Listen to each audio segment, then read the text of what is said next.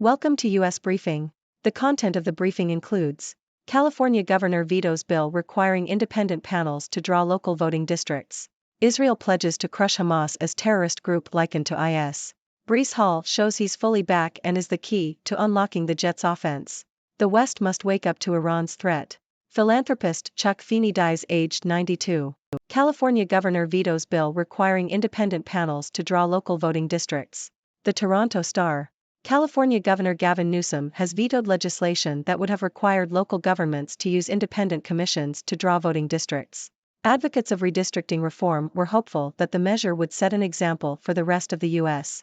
The legislation would have applied to cities, counties, and educational districts with more than 300,000 residents. In his veto statement, Newsom cited concerns about the cost of creating independent commissions. Israel pledges to crush Hamas as terrorist group likened to IS. Telegraph. Israeli Prime Minister Benjamin Netanyahu has pledged to crush Hamas and compared the group to ISIS. His comments came as Israeli troops lined up on the border of Gaza and pounded the area with airstrikes, one of the largest bombardments in a single day. Gaza has been placed under a complete siege, with Israel's defense minister vowing to cut off all supplies of food, water, and electricity. In retaliation, Hamas warned that it would execute one civilian on live television for every bomb dropped without warning.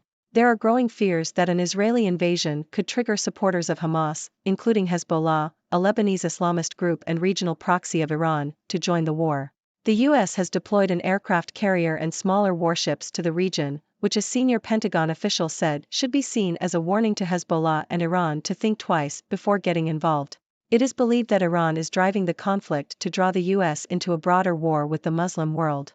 Breece Hall shows he's fully back and is the key to unlocking the Jets' offense. The Toronto Star. New York Jets running back Breece Hall has silenced doubters who questioned his speed and ability to take over games following a major knee injury last year. Hall rushed for a career-high 177 yards and a touchdown on 22 carries in the Jets' victory over the Broncos on Sunday. He has established himself as a game-changer and is currently ranked 5th in the NFL for rushing yards this season. The West must wake up to Iran's threat. Telegraph. The Iranian regime may have been directly involved in planning and supporting Hamas' recent attacks on Israel, according to accusations made by intelligence officials. Iran has a long history of supporting proxy groups seeking the destruction of Israel, such as Hamas and Hezbollah.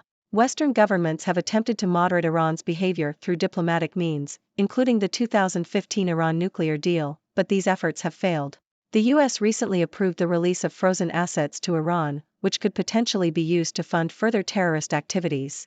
The West must recognize the threat posed by Iran and take a stronger stance against the regime.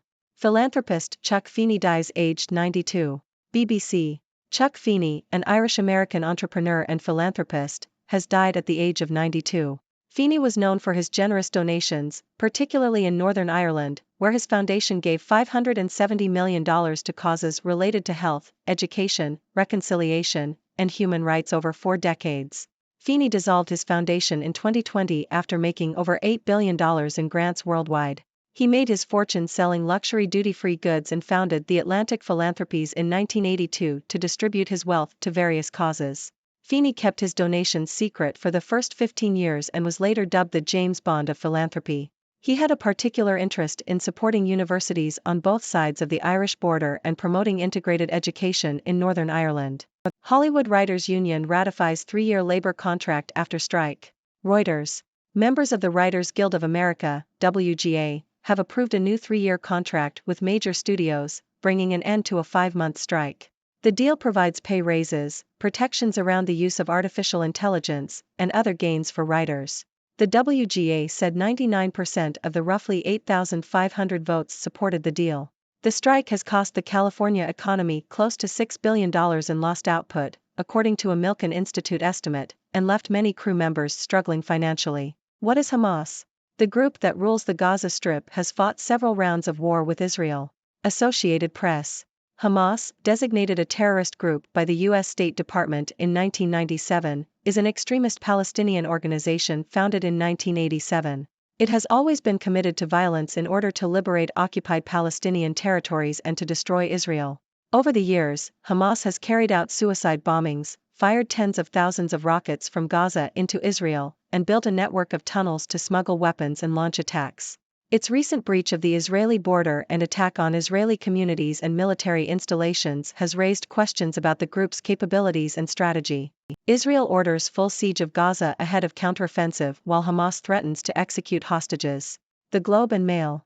Israel has declared a full siege on Gaza after a cross-border attack by Hamas, which resulted in more than 900 deaths and 2,400 injuries on Israeli territory.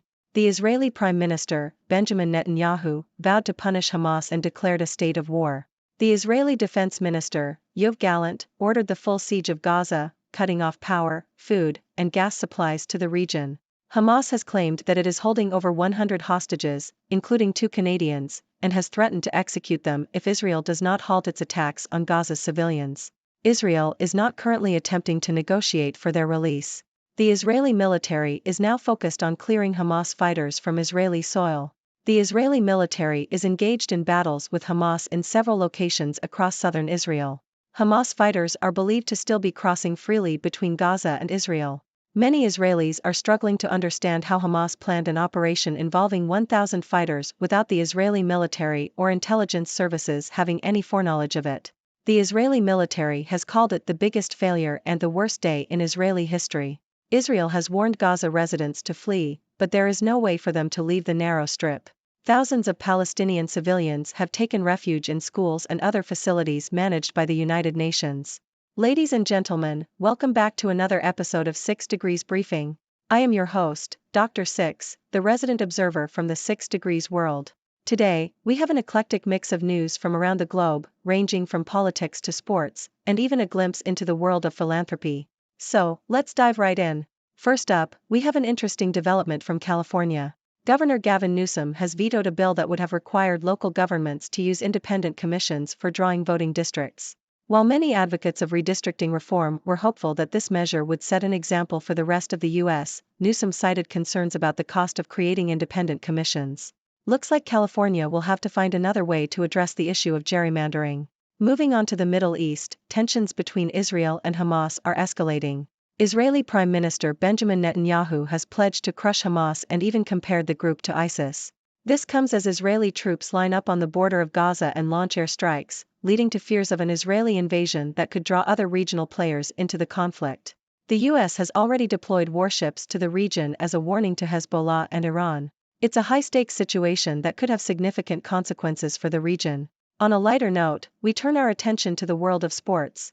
New York Jets running back Breece Hall has shown that he's fully back from a major knee injury last year. He rushed for a career-high 177 yards and a touchdown in the Jets' recent victory over the Broncos, establishing himself as a game-changer. It's great to see athletes bounce back from setbacks and make an impact on the field. Shifting gears once again, we delve into the world of international politics. Western intelligence officials are accusing Iran of being directly involved in planning and supporting Hamas' recent attacks on Israel. Iran has a long history of supporting proxy groups seeking the destruction of Israel, such as Hamas and Hezbollah. Efforts to moderate Iran's behavior through diplomacy have failed, and the West must recognize the threat posed by Iran and take a stronger stance against the regime. It's a complex situation that requires careful navigation. In some sad news, philanthropist Chuck Feeney has passed away at the age of 92. Feeney was known for his generous donations, particularly in Northern Ireland, where his foundation gave millions to causes related to health, education, reconciliation, and human rights. He dissolved his foundation last year after making billions in grants worldwide. Feeney's contributions made a significant impact, and he will be remembered as the James Bond of philanthropy. His legacy will continue to inspire others to give back. Lastly, we have an update from the world of entertainment. The Writers Guild of America has ratified a new 3-year labor contract with major studios, bringing an end to a 5-month strike. The deal provides pay raises and protections for writers, and the overwhelming majority of members supported the agreement. The strike has had a significant economic impact on California, and the resolution is a relief for many crew members who have been struggling financially. Well, folks, that's a wrap for today's briefing. We've covered a wide range of topics, from political tensions to sports triumphs, and even philanthropic endeavors. Now, I turn to you, our esteemed viewers. What are your thoughts on these news stories? Do you have any questions or perspectives to share?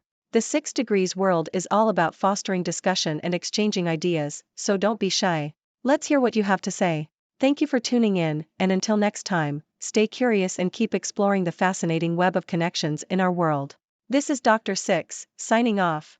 Thank you for tuning in. The content above showcases the latest briefing reports and analytical synopses, thoughtfully curated by the 6Do team. These insights stem from a wide array of reputable media outlets, think tanks, government sources, and specialized experts worldwide. We encourage you to explore these sources for a comprehensive perspective. Keep in mind that while the content may not always align with the official standpoint of 6Do Brief, it's not meant to be taken as absolute directives for decision-making. Comprising seasoned media professionals, learned scholars, and accomplished scientists, the 6Do team embodies a trailblazing, fully independent media entity.